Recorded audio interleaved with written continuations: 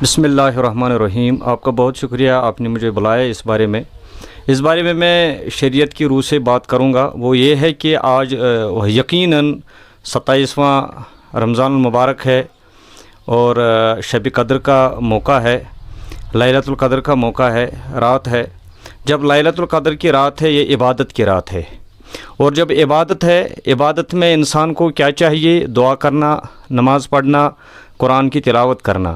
اور جب یہ چیزیں کرنی ہوتی ہے تو عبادت کے لیے گھر میں بھی کر سکتے ہیں عبادت۔ یہ ضروری نہیں ہے کہ آپ مسجد میں جمع ہو جائیں اور یہ عبادت کریں۔ اگر ہم گھروں میں بیٹھ کر عبادت کریں گے، انفرادی طور بھی عبادت کریں گے، اور اس سے بڑی بات میں یہ کہنا چاہتا ہوں کہ اس میں اگر مسلمان جو عالمی انسانیت کے مسلمان جو دنیا میں بستے ہیں، وہ مسلمان اگر آج کے اس رات کو عشاء کی نماز باجماعت پڑھیں گے، گھر میں بھی پڑھ سکتے ہیں نا، جب کوئی مرد آگے جائے گا اور نماز پڑھائے گا، گھر میں پڑھیں گے نماز، باجماعت پڑھیں گے نماز، اور سوشل ڈسٹنس رکھ کر نماز گھر میں پڑھیں گے، اور نماز پڑھ کے تراویح، عشاء کی نماز پڑھ کے تراویح پڑھیں گے، پھر عشاء کی وطر پڑھیں گے، پھر اگر سو بھی جائیں گے، اگر ہم سو بھی جائیں گے، شریعت میں یہ گنجائش ہے کہ صبح پھر تہجد کے لیے بھی اٹھ سکتے ہیں،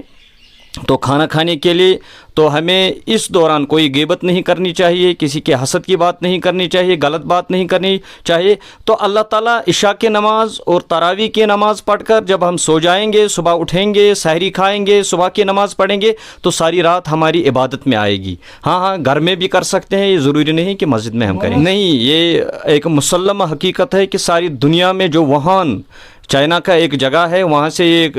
کورونا وائرس شروع ہوگا، جراثیم پھیلنا شروع ہو گیا، اور ساری دنیا کو اس نے اپنی لپیٹ میں لے لیا ہے۔ اور بھارت کی بات کریں گے تو بھارت کی بات بھی بہت بری ہے اس وقت، اور جموں کشمیر کی بات کریں تو یہ بھی بہت بری ہے۔ ہم اپنی آنکھوں سے دیکھ کے آئے ہیں کچھ دنوں سے کہ بہت سارے اموات ہو رہے ہیں۔ یہ کوئی مخمصہ نہیں ہے، بلکہ یہ حقیقت ہے۔ یہ ایک جراثیم ہے جو انسان کے اندر جاتا ہے تو آگ کی طرف پھیل جاتا ہے اندر، اور انسان کی ڈیتھ ہو جاتی ہے۔ میری گزارش ہے لوگوں سے، ایک سوشل ڈسٹنس بنائے رکھیں، کیونکہ نبی پاک صلی اللہ علیہ وسلم نے فرمایا ہے، ایک حدیث ہے مسند احمد کی،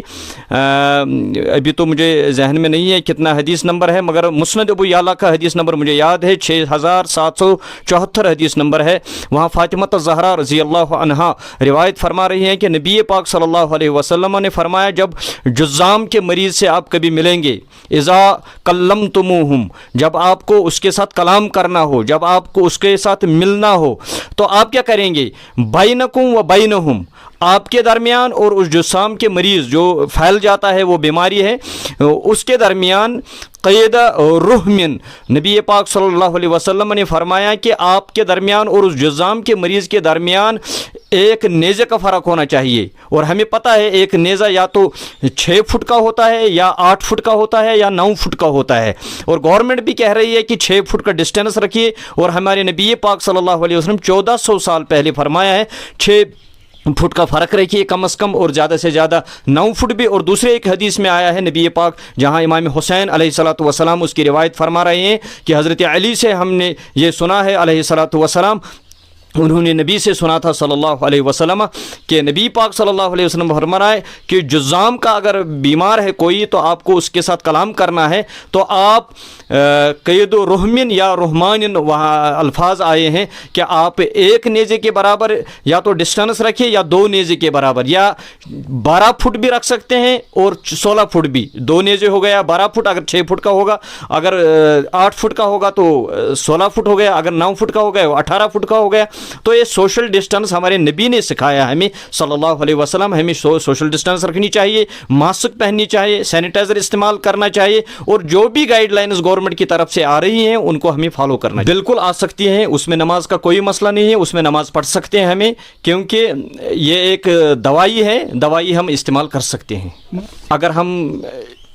جو شریعت کی روح سے اس پہ بات کریں گے تو شریعت کی روح سے جو بھی ہم دوائی پیتے ہیں اس میں بھی الکوہل کچھ نہ کچھ ہوتا ہے، تو کسی کی نماز پھر نہیں آئے گی۔ مگر یہ ایک